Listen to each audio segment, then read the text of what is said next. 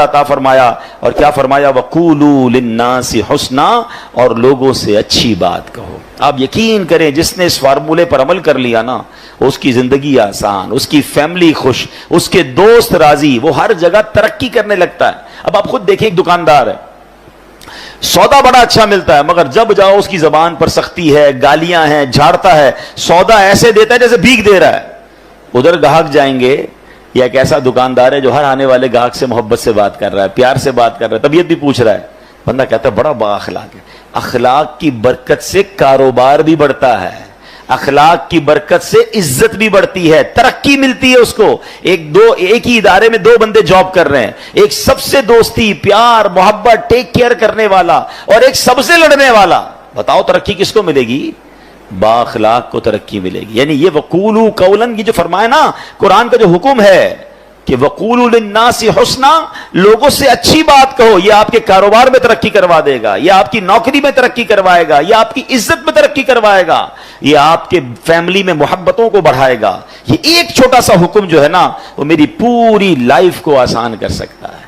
لیکن لوگوں کو یہ بات سمجھ نہیں آتی، کچھ لوگوں کے منہ سے پھول جھڑتے ہیں اور کچھ لوگوں کے زبان سے انگارے جھڑتے ہیں۔ انہیں احساس نہیں ہو رہا کہ میں کتنوں کا دل توڑ رہا ہوں، کتنوں کو تکلیف پہنچا رہا ہوں۔ کاش یہ بات ہمیں سمجھ آ جائے۔ میرے پیارے اسلامی بھائیوں، اب ایک اور واقعہ سنیے، نبی پاک کے سمجھانے کا انداز، ایک ہمارے سمجھانے کا انداز، پتہ نہیں ہے نماز کیسے پڑھتے ہیں، پتہ نہیں ہے تلاوت کیسے کرتے ہیں، پتہ نہیں مسجد کا ادب کیا ہے، ایسے ڈانٹ کے سمجھائیں گے کہ بندہ پہلے ڈر جائے۔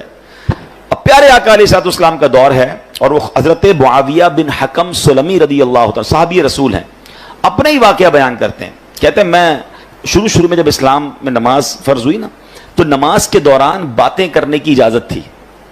یہ حکم بعد میں آیا کہ اب نماز میں بات چیت نہیں کر سکتے۔ وہ کہتے مجھے پتہ ہی نہیں تھا، نبی پاک علیہ الصلوۃ والسلام کا حکم آ چکا تھا اور مجھے پتہ ہی نہیں تھا کہ یہ حکم آ گیا ہے، میں اس دن وہ نہیں ہوں گے محفل میں۔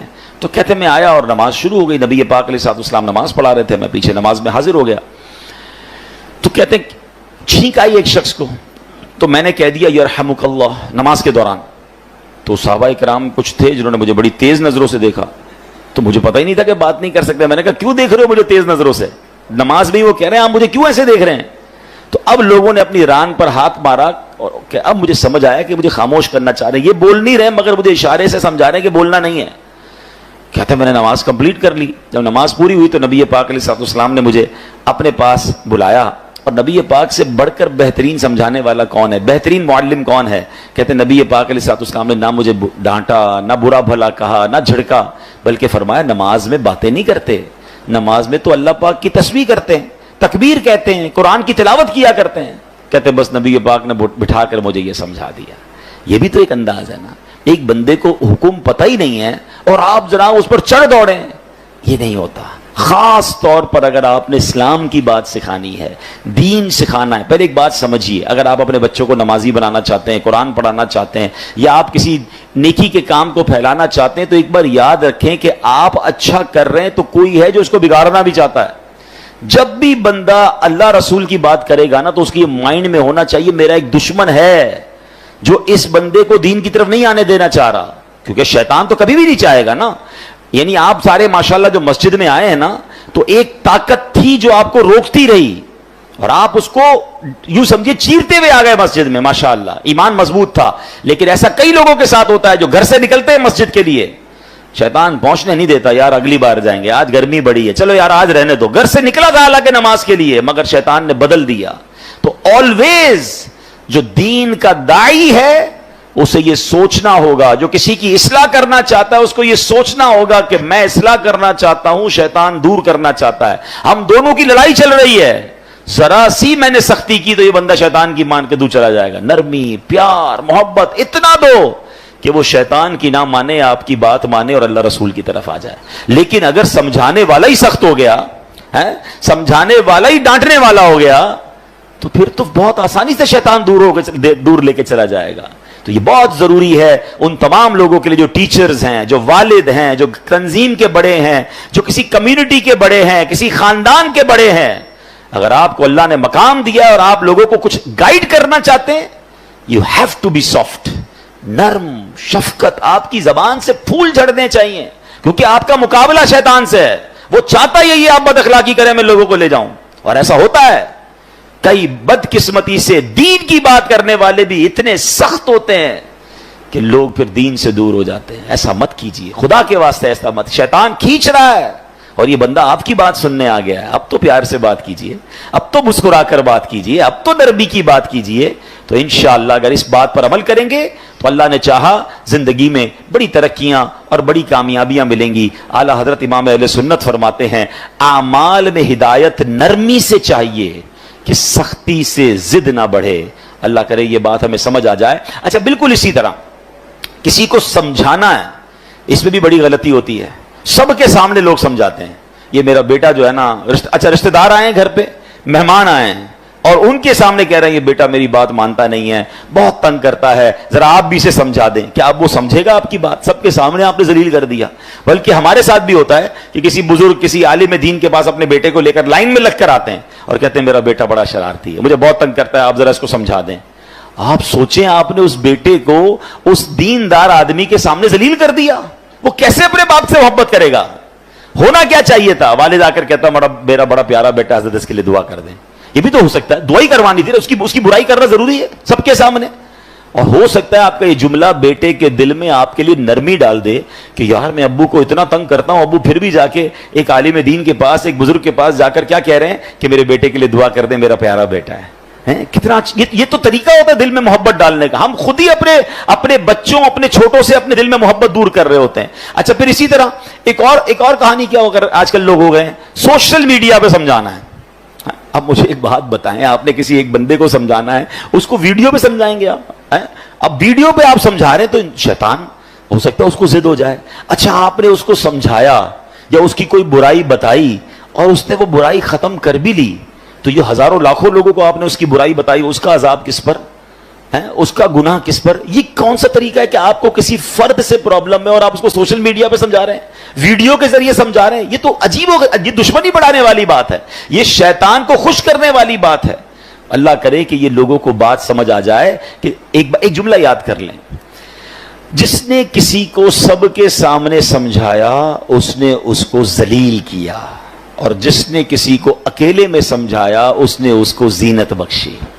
ہاں اگر پیار ہے نا کسی سے, سمجھانا ہے تو اکیلے میں, حضرت آپ نے پرچی لکھ دیں, میسج کر دیں کہ یہ آپ کے بیان میں پرابلم تھا, یہ آپ کے انداز میں پرابلم تھا, یا کوئی بھی آپ کی فیملی کا ایشو ہے, آپ کے دوستوں میں ایشو ہے, ذرا اکیلے میں آپ سے بات کرنی ہے پیار سے.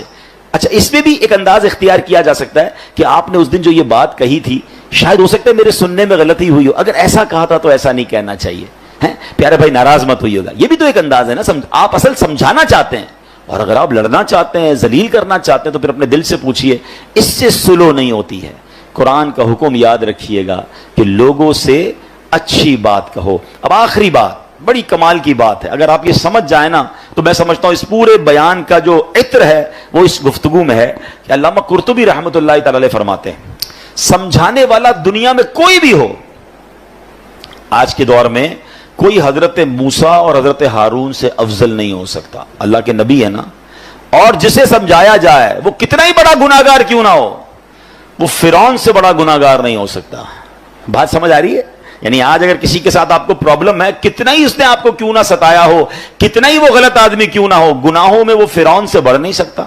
اور ہم میں سے سمجھانے والا کوئی بھی حضرت موسیٰ اور حضرت ہارون سے بڑھ نہیں سکتا. دو ایکسٹریم ہو گئی نا, سمجھانے والا بھی ٹاپ پہ ہے اور گناہگار بھی سب سے بڑا ہے. مگر جب حضرت موسیٰ اور حضرت ہارون فرعون کے پاس جا رہے تھے تو اللہ کریم نے کیا انہیں ارشاد فرمایا تھا, فَقُولَا لَهُ قَوْلًا لَيِّنًا, تو تم اس سے نرم بات کہنا. قرآن حضرت موسیٰ حضرت ہارون کو کہہ رہا ہے کس سے نرم بات کرنا؟ فرعون سے.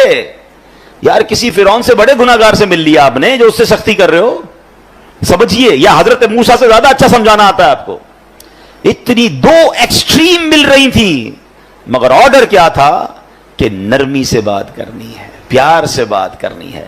اللہ اکبر. اب یہ بات آپ سمجھ لیں, اگر آپ سمجھانا چاہتے ہیں یہ سختی سے نہیں ہو سکتا. آپ لڑنا چاہتے ہیں پھر وہ آپ کی مرضی ہے, وہ پھر آپ اللہ کو جواب دیں کہ آپ لڑائی جھگڑے والے ہیں. اگر آپ کے مائنڈ سیٹ میں یہ کہ یار اس بندے کی غلطی دور کرنی ہے یا اس کو ٹھیک کرنا ہے, اس کی تربیت کرنی ہے, آئندہ یہ نہ کرے, تو یہ کام نرمی سے ہوگا, سختی سے बिगड़ने का चांस है, दुश्मनियां हो जाती हैं। वो एक बात है ना कि एक बंदा कहीं जा रहा था, सर पे उसके कांच की चूड़ियां थी और उसका पूरा एक गठड़ था। तो एक पुलिस वाला आया, कोतवाल, और उसने आकर डंडा मारा उसमें। कहा बताओ इसमें क्या है? कहता साहब थोड़ी देर पहले तो चूड़ियां थी, अब तो कुछ भी नहीं है। यानी आप डंडा मारकर पूछ रहे हैं तो टूट गया जो आप पूछना चाह रहे थे, वो तो चूरा चूरा हो गया। तो हम भी बाजों का डंडा मार के जो है ना सीधा करना चाह रहे होते हैं। कहते ना पहले ही मटके में सुराख कर दो, अब जितना पानी डालना है तो पानी ने लीक ही हो जाना है, पानी भरना नहीं है। अब आप डाले जाए पानी, अब आप समझाते जाएं, पहले तो सुराख कर दिया आपने। किसी को गाली देकर, डांट कर, जलील कर अब बिठा के समझा रहे हैं, आप उसके मटके में सुराख कर चुके हैं, अब डाले जाएं, वो निकल रहा है, जो भी डाल रहे हैं वो निकल रहा है। तो काश ये बात समझ आ जाए कि है फलाहो कामरानी, नरमियों आसानी में, हर बना काम बिगड़ जाता है नादानी में। सदका खैरात की बात हम बहुत सारी करते हैं, ठीक है। आज आपको एक कमाल का सदका बताता हूं, 1 रुपया भी खर्च नहीं होगा। गरीब लोग जरा और गौर से सुन ले, अमीर भी सुने, क्योंकि अमीर भी कौन सा रोज खर्च करते हैं, ठीक है ना। ये बगैर खर्चे का सदका है।